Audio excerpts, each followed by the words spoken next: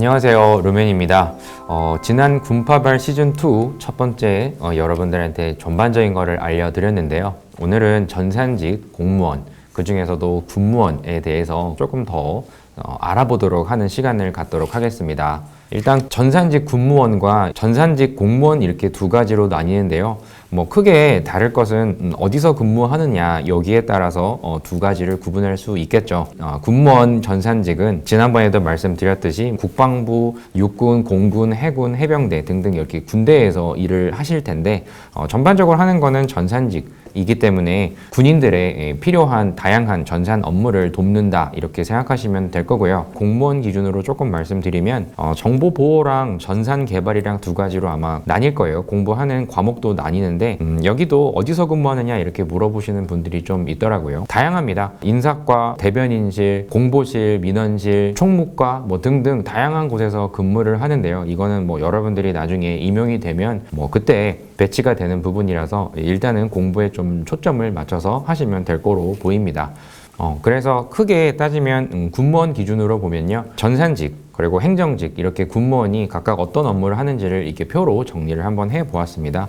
다양하게 여러 가지들이 있는데 이건 군무원이기 때문에 사실 군인들이 받을 수 있는 혜택들이 여러분들도 받을 수가 있다는 점이 가장 크게 좀 다른 점이라고 생각이 들어요. 이 부분은 좀 이따가 실제 군무원 현직자와의 인터뷰를 통해서 조금 더 자세하게 물어보는 시간을 갖도록 하겠습니다.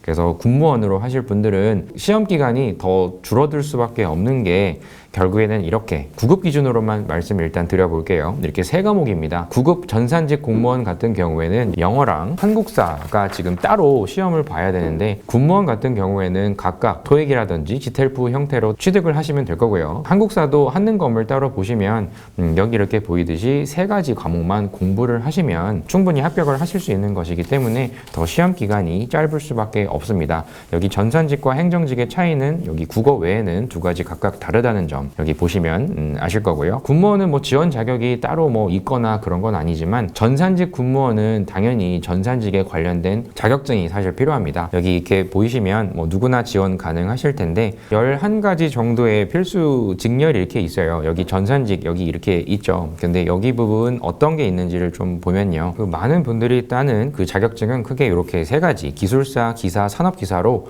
나눠놨습니다. 이 자격증이 또 있어야만 여러분들의 시험에 응시도 할 수가 있습니다. 일반 전산직 공무원과도 같이 이게 겹치는 경우가 많은데요. 여기 이렇게 정보통신이라고 보이시죠? 정보통신은 2020년부로 새로 추가된 자격증입니다. 그래서 여러분들 처음 공부를 하신다고 하면 어떤 자격증을 따야지 유리하느냐 요런 얘기를 좀 많이 하셔서 조금 말씀을 드려보면 정보처리 기사 부분을 많이 공부를 합니다. 아까 말씀드렸듯이 컴퓨터 일반이랑 시험 과목이 많이 좀 겹쳐요. 물론 이렇게 2016년부로 시험 방식이 주관식 필답 형태로 좀 바뀌다 보니까 조금 난이도가 어렵다 하지만 나중에 필기 시험을 공부할 때도 유리하다 이런 점 때문에 정보 처리를 많이 취득을 하십니다. 그래서 이 부분도 정보 처리를 어떻게 공부를 해야 되는지 얼마나 빨리 취득을 할 수 있는지는 선생님 모시고 한번 좀 얘기를 나눠보도록 하겠습니다. 비전공자 같은 경우에는 산업기사 중에서 사무자동화 부분을 좀 많이 취득을 하십니다. 그나마 조금 쉽기도 하고요. 나중에 어차피 합격을 하신다고 하면 워드 프로세서나 아니면 엑셀을 사용할 일이 아마 많으실 거예요. 그러다 보니까 업무상에서 좀 활용이 많이 된다. 이 부분 때문에 사무자동화를 좀 추천을 드립니다. 비전공자의 경우에는요. 참고로 공부를 했던 수험생들 기준으로 말씀을 드리면 정보 보안을 취득을 하려고 하시는 분들도 있는데 오히려 정보 처리를 오히려 공부를 하시는 게 조금 더 공부를 해야 되긴 하지만 더 유리하다 이렇게 많이 알려져 있으니까 이 부분은 좀 참고로 해주셨으면 좋겠습니다. 그리고 경쟁률입니다. 그 경쟁률을 한번 살펴보면 여러분들이 얼마나 인원을 작년에 채용을 했는지 그리고 얼마나 또 지원을 했고 경쟁률이 얼마가 나오는지 이 부분을 좀 정리한 표예요. 한눈에 보도록 이렇게 해놨으니까 참고로 보시면 도움이 되실 겁니다. 특히 9급을 준비하시는 분들이 많기 때문에 국방부 그리고 육군, 해군, 해병대 그리고 공군 이렇게 인원이 많은데 제일 많이 지원하는 곳은 국방부랑 육군입니다. 많이 인원을 채용하기도 그렇지만 여기 경쟁이 그만큼 치열할 수밖에 없어요. 그래서 경쟁률 자체도 나름 그래도 높은 편이에요. 물론 소수 인원을 채용을 할 경우에는 경쟁률이 더 높아질 수는 있으나 커트라인 기준으로 보면 큰 차이가 나지 않기 때문에 소신 지원하셔도 저는 된다고 보입니다. 그리고 여기 합격 인원은요. 필기 합격 인원이에요. 예를 들어서 57명을 채용을 하는데 필기 합격은 100명 정도가 추가로 합격을 했다.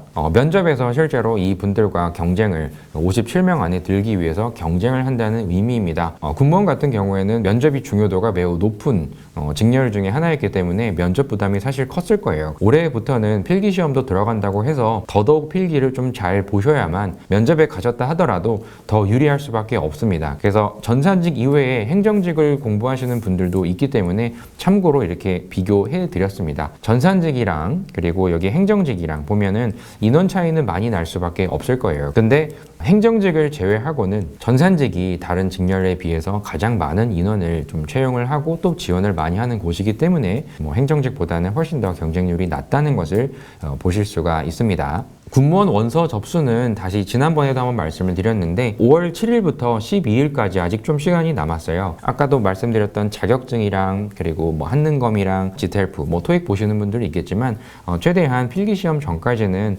취득을 하는 부분으로 공부를 같이 해주셨으면 좋겠습니다. 지텔프랑 한능검 일정에 대한 부분은 지난 영상에서도 한번 다뤘으니까 참고를 해주시고 행정직의 경우에는 별도로 영어 공부를 해야 되는 부분이 있다 보니까 부담스러워서 영어를 아예 공부하기가 싫다 이런 분들이 군무원으로 많이 오시기 때문에 필요로 하는 지텔프 점수가 레벨 2에 32점밖에 안 돼요. 문법만 어느 정도 공략을 한다면 충분히 점수를 받을 수 있는 시험이기 때문에 토익보다는 다소 유리합니다. 그래서 여기 지텔프 제인쌤의 강의를 보시면 충분히 점수를 따시는데 크게 어렵지가 않으실 거니까 참고해 주셨으면 좋겠습니다. 그리고 한능검 같은 경우에도 일정도 지난번에 한번 알려드렸어요. 9급 기준으로 하면 4급 정도의 점수를 원하기 때문에 높은 점수를 요구하는 게 사실 아닙니다. 여기 김종호 선생님이 정리를 해주셨으니까 이 부분 참고를 해주시고요. 추가로 만점을 받아야 되는 시험이 아니라는 점을 좀 말씀드리고 싶어요. 그래서 일정 체크하셔서 꼭 접수하시고 취득하셨으면 좋겠습니다. 그리고 전산직 군무원 같은 경우에도 지금 무엇이든 물어보살이라고 해서 저희 에듀언 군무원 사이트에 가보시면 게시판이 따로 있어요. 군무원에 대해서 그리고 특히 전산직에 대해서 궁금한 부분이나 공부가 아닌 어떤 질문이더라도 답변을 또 해드리도록 하겠습니다.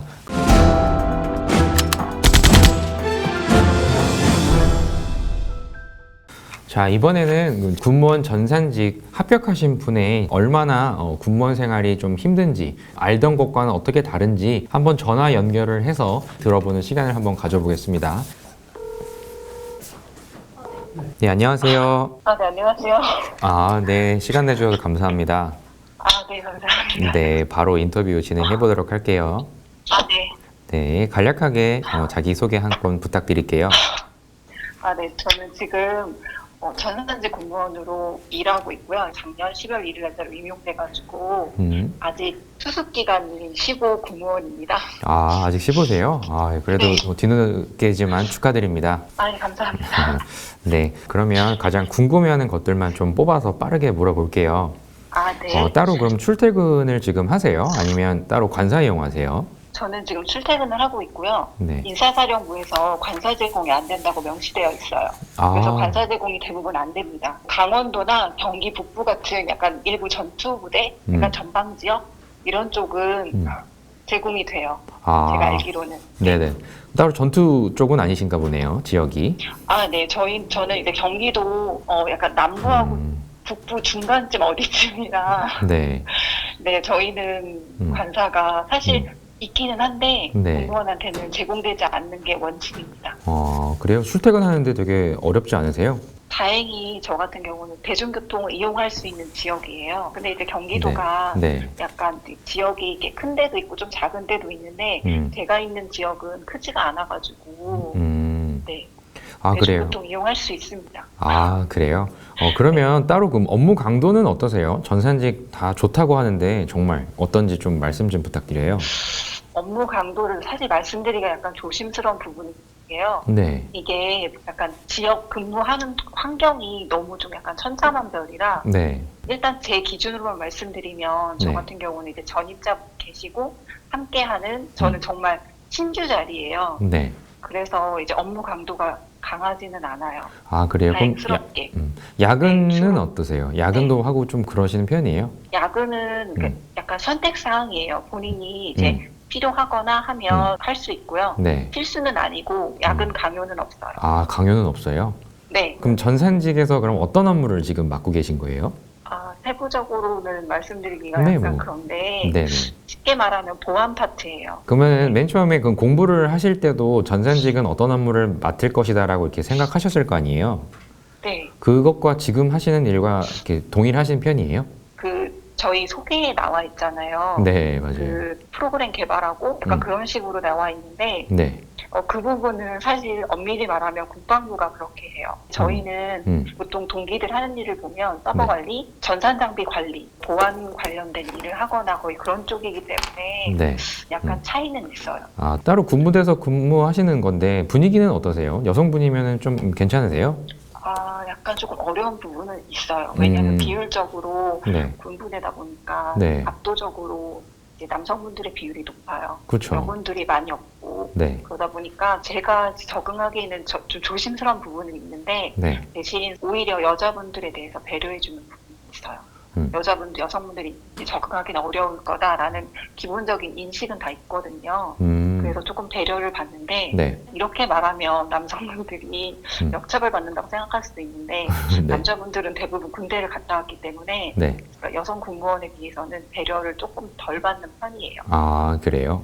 네. 따로 그러면 군부대니까 군 훈련도 많잖아요. 뭐 동원 훈련이나 여러 가지들도 있을 텐데 그 훈련 받을 때는 어떻게 뭐 일이 바뀌어요? 아니면은 뭐 똑같은 일을 하시는 거예요? 그것도 약간 근무 지역에 따라 다른데 네. 일단 제가 있는 곳은 어느 정도는 이제 물론 행군을 하거나 그렇지는 않은데 네. 함께 참여하고 교육도 받고 그래서 지금 하고 있는 업무를 잠깐 멈추고 네. 이제 어느 정도는 군인분들에 대한 이해도가 필요하다고 해서 되도록이면 좀 많이 참여하라는 그런 분위기예요. 참여하고 있고요. 훈련을 하게 되면은 전산직은 더 어떤 뭐 바쁜 일이 더 이렇게 많아지는 거예요?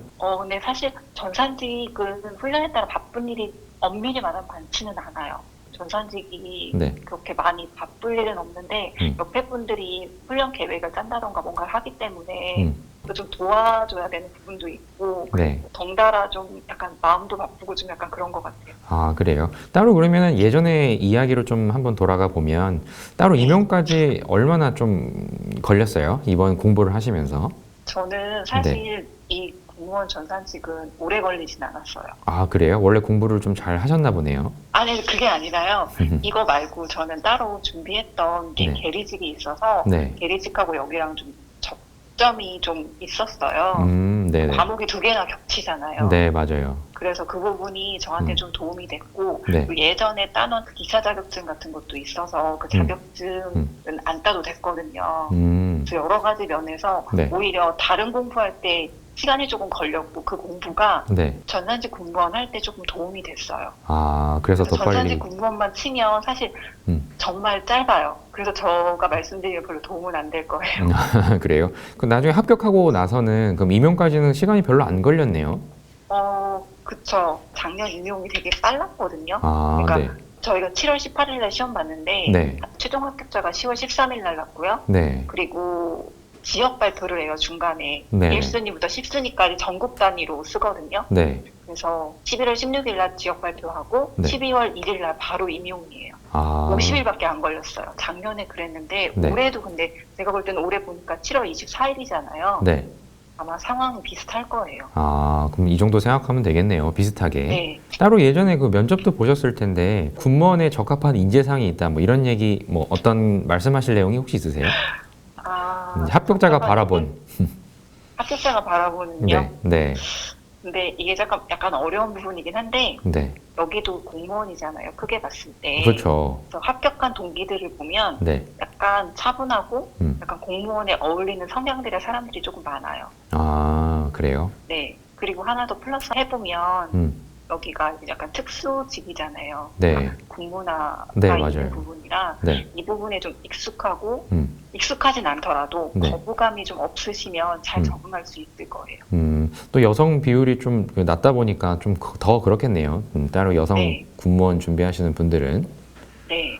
그래서 저는 그러니까 개인적인 생각은 네. 1차 필기 점수에 의해서 지역을 배정받거든요. 그래서 그래요? 좀 고득점을 받으시면 네. 자기가 원하는 지역, 예를 들면 대전이라든지 네. 대전 근방이 좋은 데가 많아요. 그쪽으로 가면 오히려 공무원들만 근무하는 경우가 많아요. 그래서 환경이 훨씬 좋아요. 그럼 반대로 최악인 경우에는 어디를 가야지 정말 안 좋은 곳이에요? 경기도를 기준으로 봤을 때 가평이나 연천 이렇게 약간 위쪽 지방하고 네. 강원도에서도 저희가 알고 있는 뭐 철원이라든지 양구 이런 전방. 전방에 GOP 네. 있는 그런 사단이 네. 전투 사단이기 때문에 사실 네. 군인분들한테 굉장히 뼈대 있는 사단이에요. 네. 근데 저희 입장에서는 어려운 근무지예요. 아, 전방에 갈수록 조금 더 업무량이나 이런 분위기나 이런 거 좀 다르긴 하겠네요. 네, 업무량도 조금 있고요. 그리고 약간의 적응해야 되는 부분이 많아요. 아, 알겠습니다. 그럼 따로 그럼 주변에 근무하시거나 예전에 같이 공부를 하시는 분들 중에 따로 이렇게 비전공자가 있었던 분들도 혹시 보셨어요? 제가 비전공자예요. 아, 그래요? 네. 비전공자인데 그럼 바로 이렇게 공부를 이렇게 하셔가지고 바로 가신 거네요? 계리직에 컴퓨터 일반 있잖아요. 네. 사실 컴퓨터 일반을 되게 어렵게 공부했거든요, 저는. 근데 그게 네. 전산직에 왔을 때 두 과목으로 나뉘면서 네. 오히려 저한테 도움을 되게 많이 줬어요. 그 공부를 저는 한 2년 가까이 한 것 같아요, 계리직 때문에. 근데 그렇게 공부하면서 저도 네. 모르게 약간 전산직 갖고 있어야 되는 약간 좀 이런 말하면 좀 그렇긴 한데 기본 소양이나 이런 걸 조금 약간 갖게 된 것 같고요. 네. 그리고 전산직이 비전공자가 와서 할 수 있는 부분도 있어요, 사실. 네. 저희 비율을 보면 생각보다 합격자 중에 생각보다요. 아, 비전공자가 좀 많은 편이에요, 의외로? 네. 아, 네, 되게 저희가 희망적인. 100명이 작년 100명이었는데 물론 제가 퍼센트를 세보진 않았는데 네. 제 주위에 보면 비전공자가 제가 아는 것만 해도 네. 10대 명이 넘어요. 아, 그래요? 네. 따로 그럼 비전공자라 해가지고 가서 또 교육을 더 받거나 뭐 이런 건 없는 거죠? 교육은 다 똑같이 받죠? 네, 교육은 똑같이 받고요. 그리고 추가 교육이 있는지 물어보셨는데 추가 교육이 있어요. 그러니까 직무별로 네. 그러니까 세분화돼가지고 네. 이제 초급 교육, 그러니까 중고급 교육으로 나눠져서 있어요. 아, 그래요? 이건 다들 이렇게 네. 제일 또 궁금한 거 하나 있는데 따로 이렇게 네. 임용된 다음에 이제 15기간이 있잖아요. 네. 그때 기간이랑 나중에 이제 정식으로 임용돼서 그때 하는 거랑 좀 많이 달라요? 어떤 뭐 따로 교육을 받거나 이런 내용도 조금 있으면 알려주시면 고마울 것 같아요. 따로 교육을 받는 건 없고요. 네. 그러니까 15기간은 사실 수습이잖아요. 네. 그래서 그 기간 안에 보통 소양교육이라고 해서 기본적인 그런 교육을 받고 그리고 이제 업무 적응하는 기간을 주는 것 같아요. 3개월이거든요, 저희가. 네. 3개월 동안 네. 그렇게 업무 적응하게 하고 네. 한 이후에도 그냥 그 부서에서 계속 일을 해요. 아, 그래서 그렇게. 달라지는 건 없어요. 아, 달라지는 건 없고요. 네.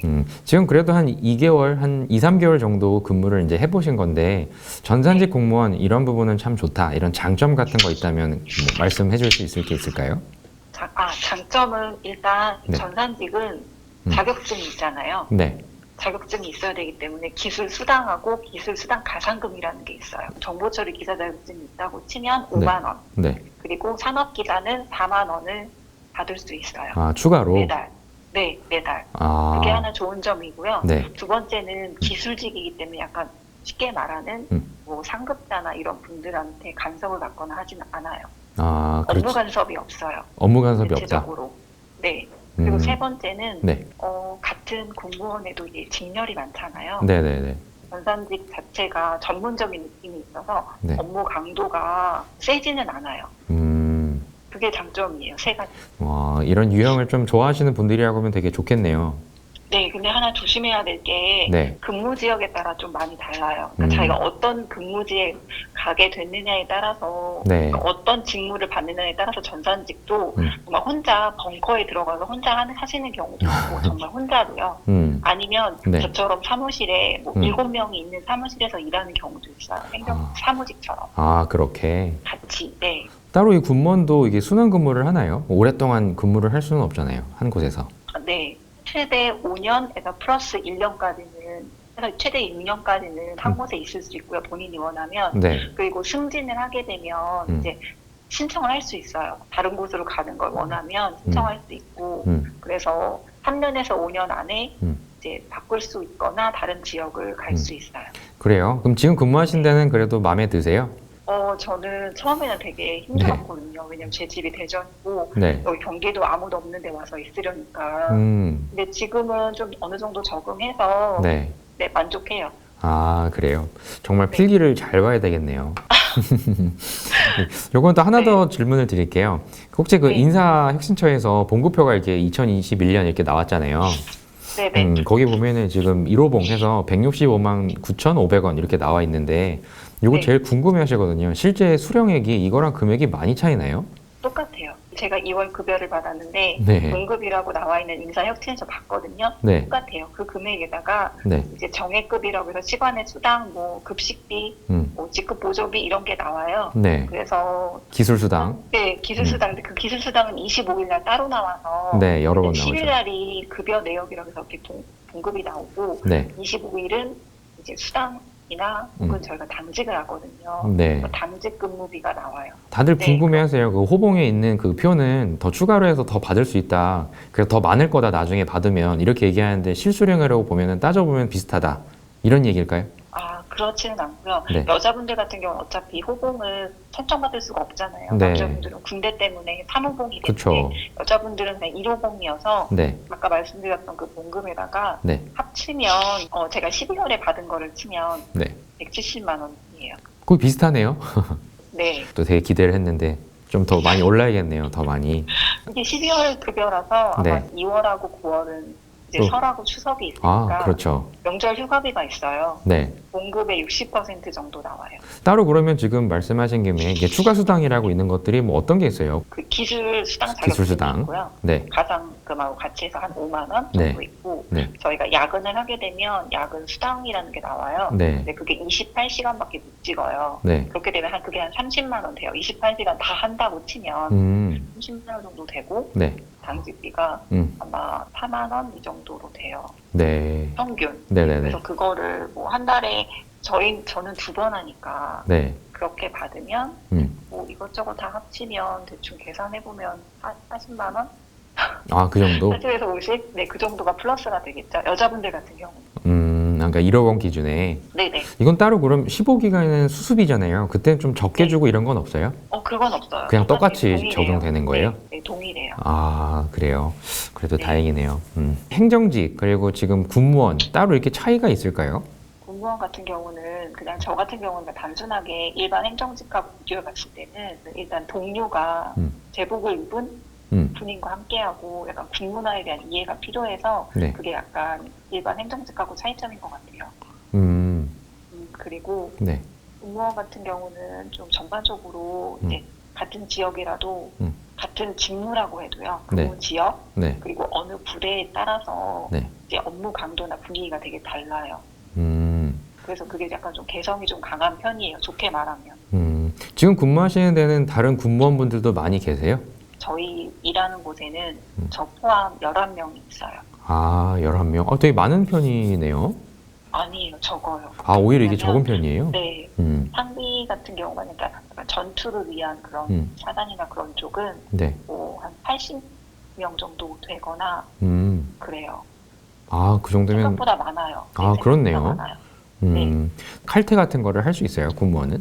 네, 칼퇴 가능해요. 아, 가능해요. 근데 자신이 업무를 다 하면 가능하고요. 네. 만약에 안 했으면 좀 남아서 해도 되고, 그리고 또 직렬에 따라서는 토요일에 나와서 하시는 분들도 있어요. 아, 토요일도? 네, 근데 그걸 강요하거나 하진 않아요. 근데 아, 이제 그런- 아무래도 자기가 받은 업무가 있으니까 그걸 끝내야 되잖아요. 특히 전산직이 그래요. 아, 전산직이 그래요? 네. 따로 그러면은 일반 군무원 같은 경우에는 막 토요일 날 와서 뭐 대기를 하거나 뭐 이런 거는 없어요, 군무원은? 지방직 같은 경우에 너무 많잖아요. 그런 대기가 네. 없긴 한데 대신에 저희는 위기조치반 뭐 이런 게 있어요. 그래서 만약에 그 위계령이라고 해서 그런 게 발령이 되면 네. 1시간 내로 근무지로 들어와야 돼요. 아, 또 그런 건 있네요. 네. 아, 그러니까 그게 새벽이 될 수도 있고 네. 이제 주말이 될 수도 있고 네. 시간이 언제가 될지 모르죠. 근데 그게 매일 그러는 게 아니라 네. 이렇게 위기조치반 그 기간이 있어요. 네네네. 그 기간에는 한 일주일 정도 그렇게 기간을 잡는데 네. 만약에 상황을 대비해서 연습하는 거예요. 그런 거는 있고. 네. 알겠습니다. 오늘 되게 전반적인 걸 너무 잘 말씀해 주셔가지고 도움이 엄청 될 것 같아요. 잘 말했는지는 모르겠네요. 마지막으로 뭐 하고 싶은 말씀 있거나 아니면은 자유롭게 뭐 해주고 싶은 말씀 없으세요? 이제 군무원을 꿈꾸는 분들에게? 다들 열심히 하시겠지만 제가 계산해 보니까 이제 대략 한 150일 정도 남았더라고요. 7월 24일 기준으로. 네. 그러니까 집중해서 공부하시면 네. 지금 점수에서도 얼마든지 역전이 가능하거든요. 네. 전산직 공무원 같은 경우는 시험이 일반 전산직보다 어렵지는 않아요. 그러니까 조금 실망하지 마시고 끝까지 열심히 하시면 좋은 결과가 있을 것 같고요. 네. 그리고 다시 한번 당부드리는 게 제가 되게 후회를 많이 했던 게 네. 1차 필기시험이 고득점이면 정말 그 근무지를 고민할 필요가 없거든요. 자기가 원하는 지역을 갈 수가 있어요. 네. 그래서 그렇지 않고 커트라인으로 합격을 하면 네. 이제 후순위로 전방일 가능성이 높아요. 그렇죠. 그러니까 네. 필기시험 준비 열심히 하셔가지고 1차에 최소한 80점을 넘으시면 네. 고득점으로 들어가거든요. 물론 2020년 기준이라 딱 맞다고 올해도 그렇다고는 할 수는 없지만 네. 제가 이제 면접에서 들은 바로는 올해는 작년보다 더 많이 뽑을 거예요.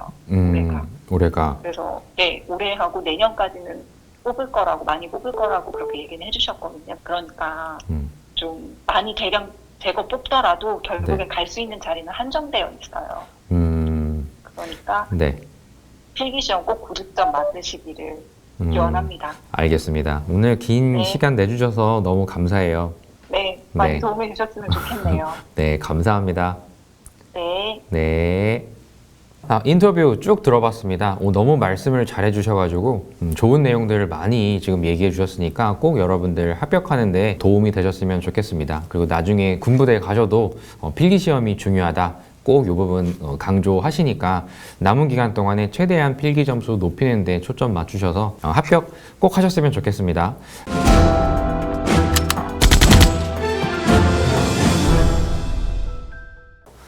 자, 이어서 군무원 전산직 공부하고 계신 분들이 많은데요. 저희 그 전산직 전공 과목 선생님이시죠.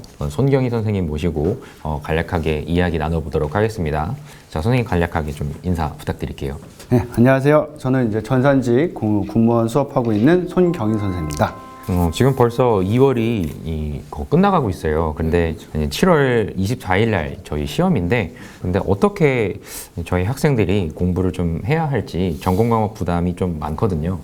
어떻게 하는 게 좀 좋을까요? 전공자, 비전공자 좀 나눠서 말씀해 주신다면. 아무래도 이제 뭐 제가 이제 실강도 많이 했고 학생들 보면요. 학생들 비율이 이제 뭐 전공자가 조금 더 많은 경향이 있는데, 결국 이제 합격을 하는 걸 보면은 전공자든 비전공자든 수험 기간 동안 얼마큼 공부를 잘 했냐에 따라서 이제 또 결정이 되기 때문에, 물론 전공하셨으면 좀 더 유리한 점은 있죠. 비전공을 하셨다고 해서 겁먹을 필요는 없어요. 이 시험 자체가. 자신감만 갖고 하신다면은 처음에 이제 용어만 조금 이제 뭐 이렇게 알아듣기 어려운 말들이 있고 하니까요. 그 용어만 좀 넘기시면은 똑같아요. 사실은 합격률은 더 오히려 좋을 때도 있었어요. 제가 볼 때는. 그래서 그런 부분에 있어서는 크게 생각하지 마시고, 기간은 저는 충분하다고 생각을 해요. 이 기간 동안 이제 그 커리큘럼대로 그대로 공부를 잘 하시면은 충분히 여러분들이 이제 원하는 점수를 고득점을 할 수 있다라고 생각하시고 시작하셔도 됩니다. 따로 전공 과목이 이게 뭐 무조건 암기하면 되는 건지 이 용어랑 개념에 좀 부담이 많이 커요. 근데 어떻게 좀 공부를 하는 게 좀 좋을지 조금 자세하게 말씀 좀 부탁드릴게요. 그래서 처음에는 이제 아무래도 컴퓨터라는 걸 이제 용어들이 이제 처음에 좀 이해하기 어려우니까요. 그러니까 처음에 공부하실 때는 조금 이제 어려운 점이 있어요. 근데 이제 이 컴퓨터라는 거를 좀 이해하고 용어들을 좀 알아놓으면은 이 용어들이 이제 뭐 컴퓨터 일반이나 정보보호론 그 안에서도 사실은 같은 용어들이 많이 쓰이는 거예요. 그래서 처음에 그 용어 정리를 좀 잘 하시고 개념을 좀 잘 이해해 놓으시면은 그 이후부터는 사실은 공부하는 게 굉장히 많이 수월해지기 때문에 겁먹지 않으시고 그냥 차근차근 계속 공부하시면은 초반 넘어가면서부터는 굉장히 또 쉽게 공부를 할 수도 있어요. 이거 그러면 용어랑 개념만 암기하면 점수는 한 어느 정도 나올까요? 그 용어랑 이제 개념 자체를 이제 좀 이해를 하고요. 그다음에 이제 암기를 하는데 이게 범위는 상당히 넓어요. 이 공무원 시험이 다 마찬가지로 범위를 이제 정확히 주어지지 않고 보는 시험이거든요. 범위가 넓지만 문제가 나오는 부분들은 좀 정해져 있어요, 사실은. 군무원은 이제 25문항이고 전산직은 20문항이죠. 예를 들어서 이제 뭐 13문항에서 거의 한 17문항 정도까지는 매번 나오던 게 사실 나와요, 주제가. 근데 이제 그런 주제를 좀 쉽게 낼 때도 있고 어렵게 낼 때도 있기 때문에 그런 부분들을 일단 골라서 먼저 공부를 잘 해놓고 좀 더 범위를 넓혀서 공부를 하시면은 공부하기도 편하고요. 점수 받기도 좋을 수 있죠. 예. 그럼 이제 남은 시간 동안에 조금 고득점을 좀 받았으면 좋겠다 하시는 이 학생들도 많을 텐데요. 선생님이 따로 추천해 주시는 또 공부 방법이 있으면 좀 어떤 게 있을까요? 지금 이제 시작하신 분도 있고 이제 뭐 이런 말 들으신 분도 아마 있을 거라고 생각을 하는데요. 계획표를 일단 좀 짜셔야 될 것 같아요. 계획표를 좀 짜셔야 되고 중요하게 많이 나오는 부분들을 계속 반복적으로 또 학습을 하셔야 되거든요. 그래서 이제 그런 걸 하기 위해서는 서브 노트를 좀 만들어서 학습을 하시는 거를 전 굉장히 많이 추천을 해드리고요. 그래서 이제 이론반을 이제 일단 먼저 정리하신 다음에 문제풀이반을 들으시면서 이론 내용을 계속 같이 접목해서 정리를 해나가시면은 충분히 이제 그 기간 동안 점수를 받을 수 있고요. 한 가지 더 말씀드리면 이제 실강에서 많이 썼던 방법인데 이제 공부를 하다 보면 내가 막연하게 공부를 한다고 생각해서 사실 시간이 굉장히 좀 작게 공부하거든요. 많이 공부했다고 생각하는데 실질적인 공부 시간이 굉장히 적어서 그 스톱워치 학습법을 하라고 많이 해요. 그래서 공부 시간을 재보는 거죠. 뭐 화장실 갔다 오거나 뭐 밥 먹거나 커피 먹는 시간 이런 걸 다 빼고 순수하게 공부 시간만 재면은 얼마 안 되거든요. 사실 그 시간이. 그래서 그런 방식을 쓰면은 자기 자신을 훨씬 더 이렇게 채찍질하면서 공부할 수 있어요. 굉장히 많이 한 10시간 이상 했다고 생각했는데 재보면 5시간도 안 나요, 사실은. 어떻게 보면 이제 굉장히 좀 성실하게 공부하는 게 굉장히 중요하죠. 그죠? 그렇게 하시는 게 제일 좋을 것 같아요. 제가 볼 때는. 예. 따로 공부를 하다 보면은 뭐 문제만 많이 푸는 학생들이 좀 있거든요. 문제를 뭐 무조건 많이 푼다고 도움이 좀 될까요? 그 보통 학생들이 많이 그래요. 이제 막 시간이 없고 아니면 내가 이제 이 과목이 어렵다고 생각 때문에 문제로 해결하려고 하는데 그 방식은 자격증 공부 방식이고요. 자격증은 똑같은 문제가 나와요. 근데 우리 시험은 똑같은 문제가 절대 나오지 않거든요. 항상 문제가 변형돼서 나오기 때문에 그 방식은 굉장히 좀 안 좋은 방식이에요. 그래서 먼저 이제 기본적인 개념을 먼저 학습을 하고 문제를 적게 풀더라도요. 문제를 알면서 풀어야죠. 문제를 외우는 게 아니라. 그죠? 그게 더 좋을 것 같아요. 제가 볼 때는. 예. 아까 자격증 얘기도 해주셨는데 지금 자격증조차 없는 친구들이 좀 있어요. 이런 학생 같은 경우에는 어떻게 자격증을 좀 빨리 취득할 만한 거 뭐 없을까요? 전산직 시험을 보기 위해서 따신 다음에 일단 이제 정보 처리가 제가 볼 땐 제일 나을 것 같고요. 정보 처리 자격증을 공부하시면은 전산직 공부하는 거랑 또 병행이 돼요. 겹쳐지는 부분이 상당히 많이 있기 때문에 물론 이제 문제 유형은 좀 다르죠. 그러니까 정보 처리 쪽 문제도 상당히 어려워요, 자격증은. 근데 그 정보 처리 자격을 좀 쉽게 합격할 수 있는 것은 같은 문제가 또 나와서 그런 거고요. 우리 쪽 문제는 그렇게 나오지는 않는데 그래도 이제 범위는 좀 겹쳐지는 부분이 많기 때문에 병행해서 공부하기도 굉장히 좋으실 것 같아요. 시간이 없으면 같이 좀 병행하는 게 지금 시점에서는 제일 좋은 방법이네요. 예. 알겠습니다. 그럼 추가로 그 전산직 일반 구급 공무원 과목이랑 군무원 전산직 과목이랑 이것도 병행하는 분들이 종종 있더라고요. 그렇죠. 저 지금도 이제 실강을 하고 있는 데가 있는데 예전에는 군무원이랑 전산직이 딱 나뉘어서 준비를 했었어요. 근데 이제 근래에는 군무원에 이제 채용인에 늘다 보니까 대부분 학생들이 전산직 하는 세대 군무원 다 준비를 해요. 그래서 지금은 다 같이 준비를 하고 있고 제가 이제 군무원은 문제가 비공개라 이제 시험장에 들어가서 이제 문제를 확인하고 나오고 하거든요. 근데 문제 나오는 범위나 문제의 유형은 군무원이든 뭐 국가직이든 뭐 지방직은 다 똑같다고 보시면 돼요. 다만 이제 문제가 아직 군무원 문제는 공개를 하지 않기 때문에 문제의 어떤 약간 정밀도는 좀 떨어지는 것 같아요. 근데 이제 그것도 차츰 앞으로 계속 이제 공개를 한다고 하니까 제가 볼 때는 똑같다 보시면 될 것 같아요. 뭐 전혀 차이점은 없고 똑같다고 보셔도 무리가 없을 것 같아요. 그럼 기출 문제를 다른 일반 행정직 공무원이라든지 아니면 뭐 전산직 공무원들 과목들도 다 다운받아서 좀 풀면 도움이 그렇죠. 많이 되겠네요. 도움이 많이 되죠. 그래서 제가 이제 군무원 수업을 하든 이제 다른 수업을 해도 이제 항상 뭐 사이버 국가교육센터 가서 이제 2007년부터 문제가 있으니까요. 그걸 다운받아서 교과서처럼 보라고 그래요. 거기 있는 것들이 또 변해서 나오고 하는 것들이니까 그걸 이제 계속 읽어보라고 말씀을 드리거든요. 굉장히 좋죠. 그걸 보면은. 예. 되게 다 방대할 텐데 이게 뭐 몇 년간 따로 이렇게 뭐 10년 동안 풀어봐라 뭐 이런 것도 있나요?